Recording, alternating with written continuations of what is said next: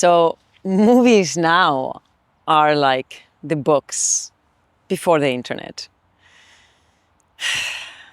I'm not saying that movies are the same as books, but it's funny now that I see the difference when you go from YouTube, social media, to watching a movie.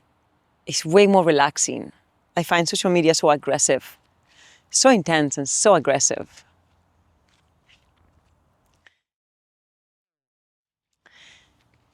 So I find when you spend too much time on the internet, you're living in a heightened state of dopamine, which can give stress. It's a heightened state of stress, but is very numbing. And you're also living more in your imagination, in your imaginative, abstract part of your brain. You're not present in your body and aware of your present. And when you have done that for too long, I find that you may wake up with a sadness, with a gloom. And sadly, a lot of people don't understand what that is. And they will do something to avoid it, to avoid feeling that. So drinking a coffee, get a boost of energy, going to social media to give you that perception of social, to fix the issues that you may be feeling of sadness and gloom. And that's the coping, that's the running away, right? The running away is feeling this sadness and not truly staying in it, but coping with something else. And there are people who do this much more extreme, which is, again, like drugs, hard drugs, light drugs, or shopping, sex, gambling, this kind of stuff. So I'm discussing a little bit more of the mild version before you end up in that extreme state where your body now is fully shutting down. And work can be taken to extreme. The same thing as the constant state of changing. But that can also be in a medium, not mild form, but in a medium form, right? So when you wake up and you're feeling gloomy, a bit sad, like maybe a depression is coming,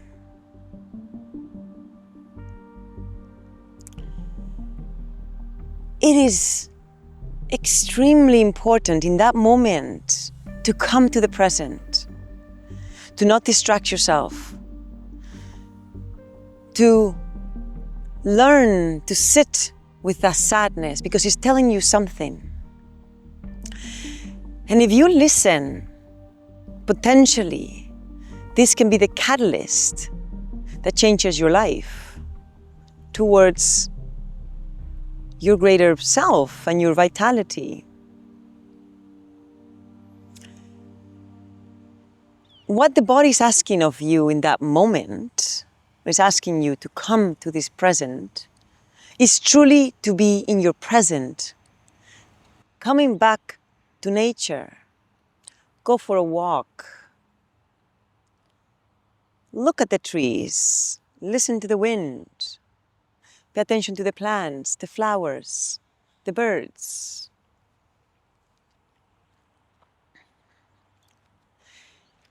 And start to pay attention to your environment, not the neighborhood per se, maybe the neighborhood too, but your home,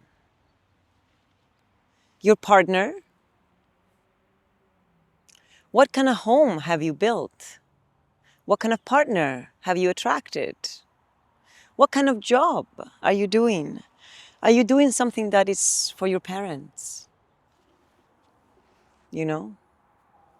Whether they're alive or not is irrelevant because it is the nervous system and the imprints from childhood that are still living for your parents.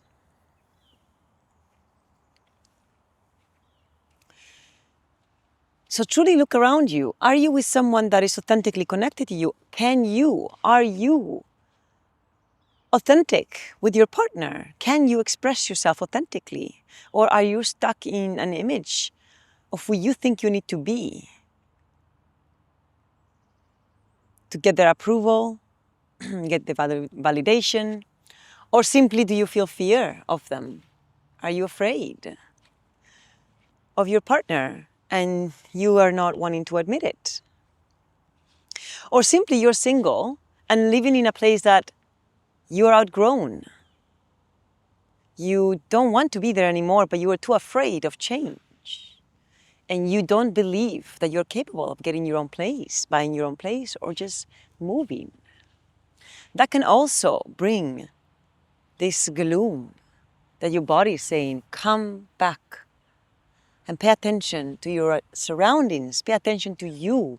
You're ready to move on to the next level. You're ready to face your challenges, to face your limitations, and grow and push through that challenge. Because even when we're ready to change, that we have done enough work within us, that we are ready to take that leap to the next level of who we are, we still have to face the challenges. Even the simplicity of moving, it can be a challenge, right?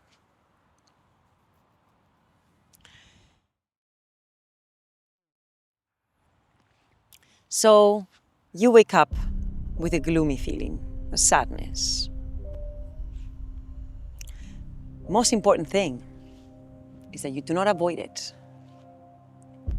Is that you feel it. You bathe in it. You listen. You listen to the part of your body. What is it saying?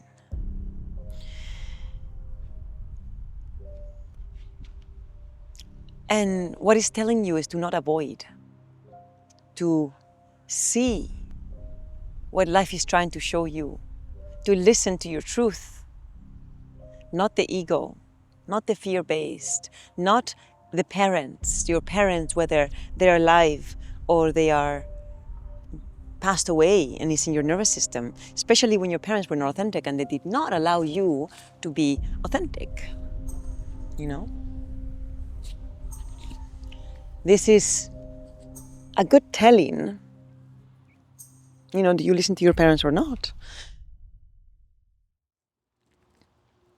Is, have they forced a very strict way of life on you without giving you space for authenticity, without allowing you to express who you were, who you are, different from them? Have they not allowed you to be different from them? Especially as a child, was there a lot of shaming, guilt tripping, punishment, violence? If there was a lot of violence, then most likely a part of you has been repressed to get approval from them. So there's a large chance that as an adult, you are living a life for their approval, or even out of fear of their disapproval. That's also another form, another way that we build our lives for other people, which is, do we build them so we don't disapprove of someone? Not just their approval, but their disapproval. So you will not shine. You will hold yourself back. You will keep yourself small. Right? So before you hit depression, before your body shuts down, before your nervous system shuts down, your immune system, your organs, and you end up in the hospital, listen to those days that you feel sad, that you feel gloom, that you may even feel melancholy, I think.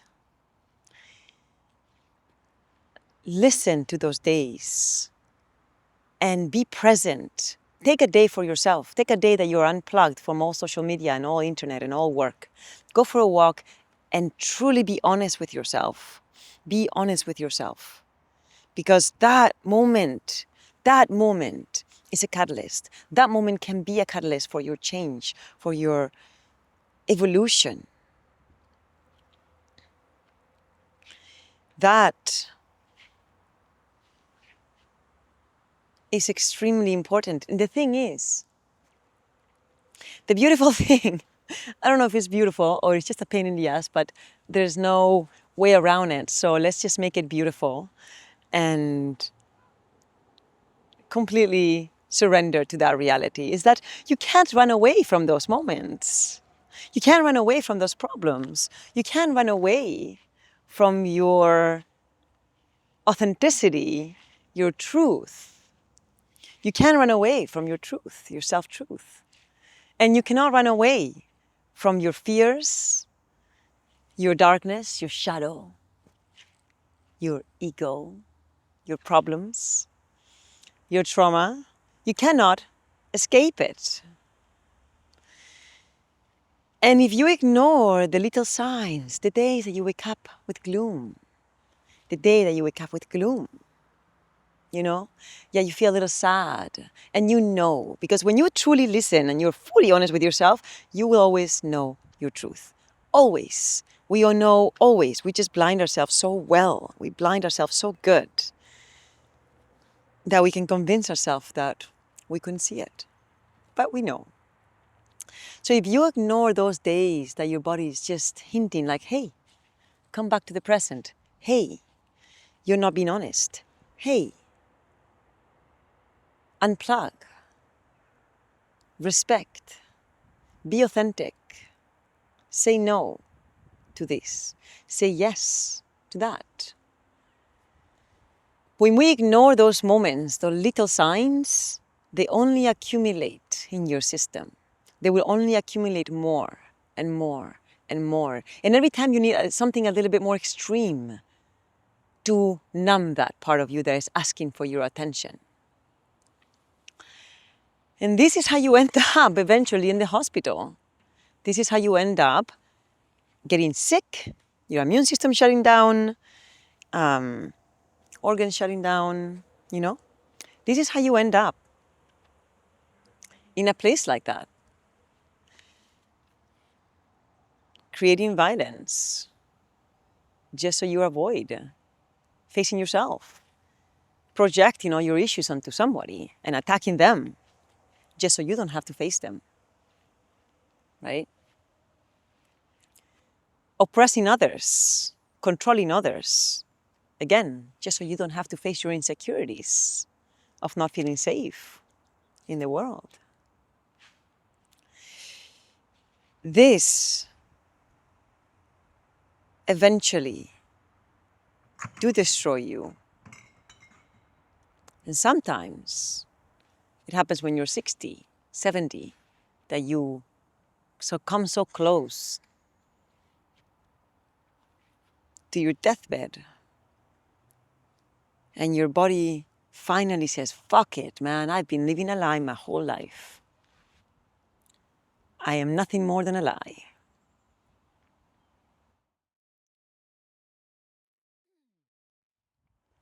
And you know.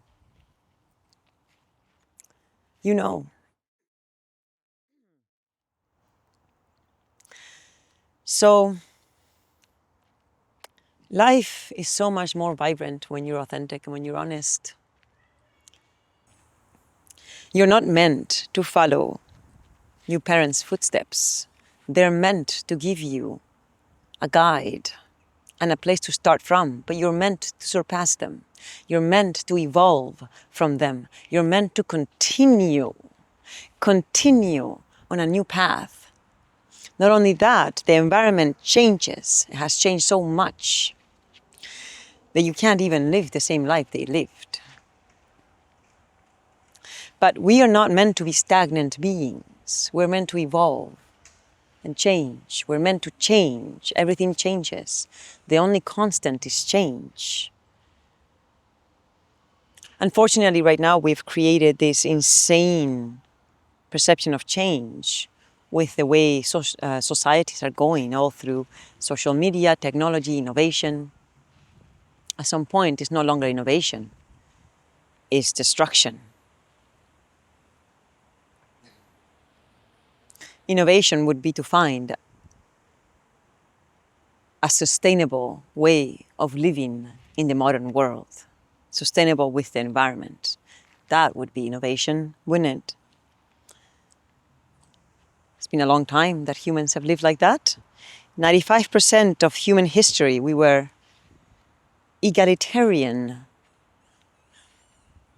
sustainable communities, sustaining with nature, egalitarian with each other in a more peaceful form. It was after the Ice Age, maybe 12,000 years ago, where there was extreme lack of resources, where there was no food, and we learned to grow our own food. Agriculture, the agricultural revolution, was the beginning of violence, of wars, violence on women, oppression, slavery, power dynamics. Can you believe that's only 5% of human history? That 95% of the time we actually lived more egalitarian. Communities were more equal with each other. It wasn't about separating per sex. Isn't that nice? So that genetic information is still in us. Yes, we have different genetic expressions right now because epigenetics changes with our environment, affects epigenetics, right?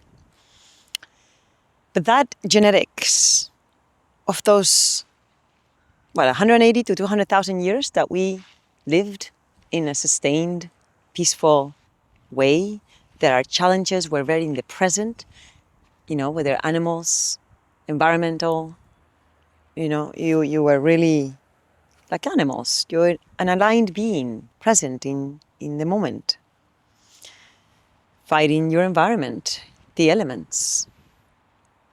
So we have that genetic information in us, still there. We lived like that for 95% of the time, which was 200,000 years, about. And that part of us still calls for us to come to the present. When you feel depressed and you feel down, you go for a walk and you get health. You feel health when you connect back to nature, because that's how we grew up. Authenticity is nature. There's nothing more authentic and more honest than nature. That's one reason why I love animals. It's because they're so extremely honest and authentic. So those moments that you feel gloom and sadness, listen. Listen to those moments. They're telling you, wake up. Wake up, you're blinding yourself to your truth. You're blinding yourself. You're living a lie. You're stuck in the system of insanity, which is social media. It's a system of insanity. It's like stress on steroids in a sense, but very, in a subconscious layer almost, like it's really just a numbing of your brain. A numbing of your brain, heightening dopamine. You know that when you run into a bear, or I keep saying a bear, but any kind of animal that threatens your life, you get dopamine, right? Adrenaline, boom, to get away.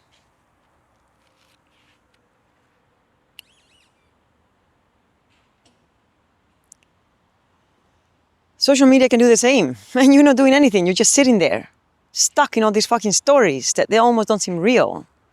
You know what's fucked up? What's fucked up is that If you spend a lot of time on social media, you will go to bed and you will have memories of the shit you watched. Isn't that crazy? Your thoughts and your memories end up being information that you've watched on social media. They're not actual stories from people, memories from people. I think that's so crazy. Do you know that if you get a bunch of people in a room and you tell them a story, their heartbeats will start beating at the same time, would synchronize? Because through story, we have kept generations alive. Like, don't touch this because it's poisonous. Don't go there because you pass on culture. Culture is a system to keep you alive in the environment you're in. Cultures are meant to change and evolve depending on the environment you are. Right? They're practices that keep you alive. And this is passed down to your children to keep them alive. And we're supposed to be listening to our elders tell stories. And the insanity now, stories are coming through social media. We are listening to more stories through social media than we are from people and elders, from real life experience. Soon enough, we're going to be listening to stories from AI, not even a human. But right now, we're listening to stories of whomever gets the most views, whomever has, whomever's video gets the most views. Sometimes they're very young, inexperienced kids, young adults who have no idea what they're talking about, who have a loud mouth, a way of acting that is confident, that makes you want to perceive that they are saying something intelligent, and they're saying crazy stuff. So we're not using that part of our system that is meant to be connecting with a community through storytelling to survive our environment, and we are corrupting it and shoving all this information that has nothing to do and that is shallow, unhealthy, and a lot of it is violent. Is tapping and hacking that part of us that affects your heart rate. Can you believe that?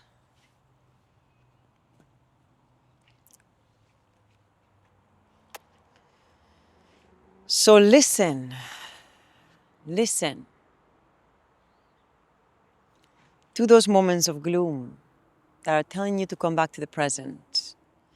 And listen deep.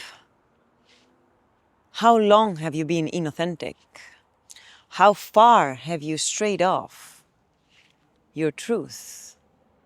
How long? How many years? What have you built based on that lie? 30 years, 40 years, 5 years, 4 years, 1 month.